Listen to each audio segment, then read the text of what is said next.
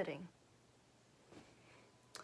People of the jury, honorable Athenians, we are gathered here today to discuss the accusations made against one of Athens' fellow citizens, Alcibiades, son of Cleinias. Standing as a skilled and even flamboyant statesman, he also performs as a talented orator and general for the city. As his defense, we plead Alcibiades not guilty. Not only is he an honorable citizen of Athens, but with an impressive repertoire comes individuals who seek to overthrow his position as general. In conjunction with this, Alcibiades is a warrior for the city. He goes to battle for his people and protects them by putting his life on the line. Would a man with such pride and honor bring destruction to the people and the city he protects by damaging sculptures that not only protect them, but him as well? In order to fully understand why Alcibiades is not guilty, we must first describe the situation at hand, beginning with the Peace of Nicias in 421 BCE and ending with the smashed terms. In 421, the Peace of Nicias was signed between Athens and Sparta. The terms written under the peace stated how everything would return to its original state before the war.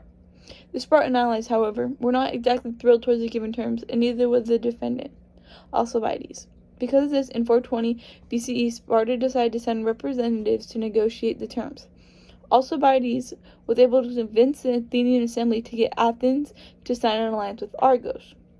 While the negotiations ensued, Argos was working on retrieving alliances with the unhappy alliances of Sparta. In 419 BCE, Argos and their allies attacked Sparta in Peloponnesus. A year later, in 418 BCE, the Battle of Mantinea occurred, while Sparta and their allies were able to defeat an army that was led by Argos and Athens. Although it was considered a win for Sparta, the battle was close between the two.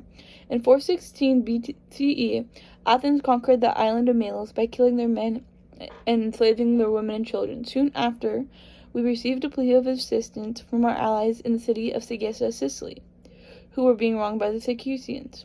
At our assembly to discuss this matter, Alcibiades was the one who suggested that we not only aid our ally of Segesa, but to set out a full expedition into Sicily, which could later provide benefits for war, while also relieving Sicily of any future Syracusan oppression. The Athenian assembly sided with Alcibiades, and thus the leaders appointed to rule said invasion were Alcibiades and Nicias. Prior to the set date to leave, multiple Herms were found defaced and brutally mutilated across the city-state of Athens.